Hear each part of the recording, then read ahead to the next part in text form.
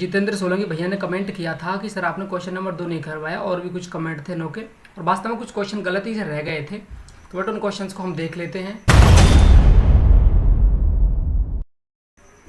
Question number 4 देखते हैं। ये क्वेश्चन रह गया था हमारा, प्रश्नावली 1.2 का है। इसमें क्या पूछा आपसे भाई, एचसीएफ तो आपको दिया हुआ है, देखो एचसीएफ आपको दिया हुआ है, एलसीएम आपसे पूछा गया 306 और 657 की बात कर रहा है। अच्छा बट हमको पता है, हमने देख रखा है कि भाई हम पहली संख्या को ए मान लेंगे, दूसरी को बी मान लेंगे। अब पहली हो तो दूसरी हो, इससे फर्क नहीं पड़ रहा हमको, ठीक है। एचसीएफ हमको 9 दिया हुआ है इसने, ठीक है, एचसीएफ हमको बेटा इसने 9 दिया हुआ है। एलसीएम हमको इसने पूछा है। अब एचसीएफ गुणा एलसीएम ऑफ ए बी बराबर ए बी, मतलब संख्याओं को गुणा करो चाहे उनके एचसीएफ एलसीएम को गुणा करो, रिजल्ट हमेशा क्या आता है बेटा, बराबर ही आता है। ये बात हम पहले से जानते हैं, तो हमको जो चीज़ पूछे वो लिख देते हैं हम, सीधी बात है। तो ये लो भैया लिख देते हैं। एचसीएफ कितना दिया है बेटा, 9 दिया है। एलसीएम दिया है क्या यहाँ पे, ढूंढो भाई, 9 एलसीएम तो पूछा है ना बबुआ। तो ए गुणा बी कौन है बेटा, ए गुणा बी मतलब 306 इंटू 657।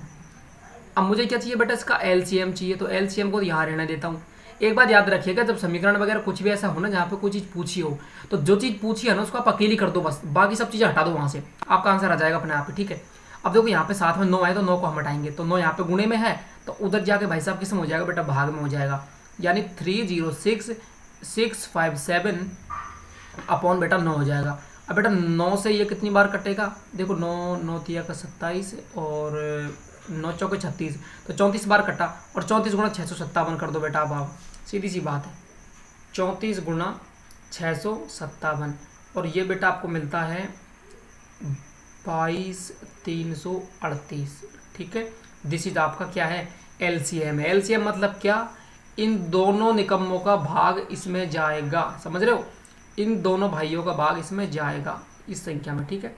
तो ये आपका आंसर हो गया। चलते अगले सवाल पर, 1.2 का 5वां सवाल था वो, ठीक है, ये वाले सवाल की बात कर रहे हैं हम। अब बेटा एक बात बताओ, क्या पूछा है इसने, जांच कीजिए कि क्या किसी प्राकृतिक संख्या n के लिए, इस शब्द पे ध्यान दो, n के लिए, ठीक है भाई, मान लिया हमने कोई भी संख्या ली, 1 2 3 4 5 है कुछ भी, है ना, संख्या 6n 0 पर समाप्त हो सकती है क्या। अब बेटा 0 पर समाप्त होने का मैटर क्या है, ये आखिरकार, है ना। जैसे मान लो कि 6 की पावर 1 है, तो इसको 2 गुणा 3 लिखता हूँ, तो वो मुझे यहाँ मिलता है 6। 6 की पावर 2 लिखता हूँ तो 2 तिये के 6, और फिर मेरे को 36 मिलते हैं। 6 की पावर 3 लिखता हूँ, फिर 2 तिये के 6, पावर में 3 है, 216 मिलते हैं। मतलब 0 कब आएगा बाद में, देखो ये 10 है, मान लो 10 पे मैं घात बेटा 3 लगा देता हूँ, मान लो 3 लगा देता हूँ, तो क्या हो रहा है बेटा, ये मुझे 1000 मिल रहा है ना। मैं कह दूं आपसे कि भाई मेरे पास में 50 है, 50 की घात बेटा मैं लिख देता हूँ 2 लिख देता हूँ, ये लो, ठीक है। तो मुझे क्या मिल रहा है बेटा, ये 2500 मिल रहा है। यानी कि भाई 5 आना जरूरी हो गया है, क्योंकि भाई 5 गुना 2 करते आप तभी तो 10 मिलते, और 10 की घात कुछ भी करते तो 0 आ जाता है एंड में। पर यहाँ पे गुणनखंड में तो भैया 5 कहीं भी नहीं है, तो जब 5 कहीं है ही नहीं, तो इस भाई में तो कभी 0 आने का ही नहीं है, समझ रहे हो। नेवर एंड विथ 0, बिकॉज यहाँ पे 5 नहीं है गुणनखंड में, इसलिए, ठीक है। इसलिए हम क्या लिखेंगे, 6n 0 पर समाप्त कभी नहीं हो सकती, क्योंकि इसके गुणनखंड में 5 नहीं है, समझ रहे हो, बिल्कुल, दैट्स इट। अगला सवाल आपकी स्क्रीन पर है, सिद्ध कीजिए कि 3 + 2√5 एक इरेशनल नंबर है। Prove that 3 + 2√5 is an irrational number, ठीक है, सिद्ध करना है। तो हम पहले ही तरह मानेंगे, बिल्कुल विरोधाभास से सिद्ध करेंगे। माना कि 3 + 2√5 एक परिमेय संख्या है, उल्टा माना है, परिमेय अपरिमेय पूछा, परिमेय मान के चलेंगे। तब 3 + 2√5 बराबर a/b, तो हम लिख सकते हैं ना इस बात को, ये तो बताया हुआ है आपको।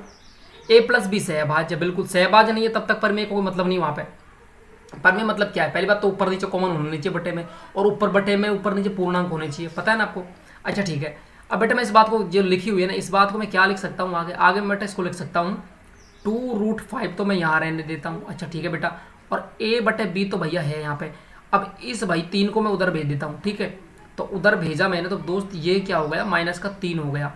लघुत्तम आप लोगे बेटा, तो यहाँ पे b रहेगा, यहाँ से b कटेगा, तो a - a बेटा आपका 3b बन जाएगा, ठीक है। अब ये तो बन गया ये a - 3b/b। अच्छा, और बेटा ये 2√5 है ना, तो यहाँ पे बेटा मैंने क्या किया, √5 रख दिया, और ये बेटा 2 को मैंने नीचे भेज दिया। तो मुझे बताओ, अब एक बात बताओ, यहाँ बेटा इधर की साइड में क्या है, ये बेटा एक अपरिमेय संख्या है, अपरिमेय संख्या, सीधी सी बात है। और सामने क्या है बेटा, याद रखना ए भी पूर्णांक है, और जहाँ पूर्णांक होते हैं पूरे के पूरे, जहाँ पूरे पूर्णांक होते हैं वहाँ हमेशा परिमेय ही होती है। अरे आप कुछ भी रख के देख लो यार, एक की जगह आप कुछ भी रख लो, जैसे 4 रख लो, -3 है, बी की जगह आप 2 रख लो, है ना, और बी की जगह आप 2 रख लो, ये लो, 2 दूनी के 4 तो क्या हो गया नीचे, और 2 तिये के 6, 6 में 4 गए तो माइनस के 2, तो परिमेय संख्या। फिर से एक बात याद रखना बेटा, जहाँ पे पूर्णांक होते हैं ना वहाँ पे हमेशा परिमेय संख्या ही होती है। तो ये तो परिमेय संख्या है आपकी, ठीक है, क्या बेटा, परिमेय संख्या है। ये सिचुएशन एक मान लिया हमने। परंतु परंतु परंतु अपरिमेय हम लिख देंगे, अपरिमेय कभी बराबर नहीं हो सकती, कभी बराबर नहीं हो सकती परिमेय के, ठीक है। तो यहाँ क्या है, पहली सिचुएशन और दूसरी, देखो ये दिया हुआ है आपको कि भाई ये दोनों बराबर है, जबकि बेटा आपको पता है अपरिमेय संख्या परिमेय के बराबर कभी नहीं होती। और दूसरी भाषा में बात करूँ तो हम सवाल में लिख देंगे, चूंकि √5 एक अपरिमेय संख्या है, जबकि a-3b/2b एक परिमेय संख्या है। ये दोनों यहाँ पे बराबर सिद्ध हो रही है, जबकि ऐसा कभी संभव नहीं है। इसलिए हम क्या कह सकते हैं, 3 + 2√5 एक अपरिमेय संख्या है। तो ये सोलंकी भैया के क्वेश्चंस का समाधान हो चुका है। मिलता है अगली वीडियो में। जय हिंद, वंदे मातरम।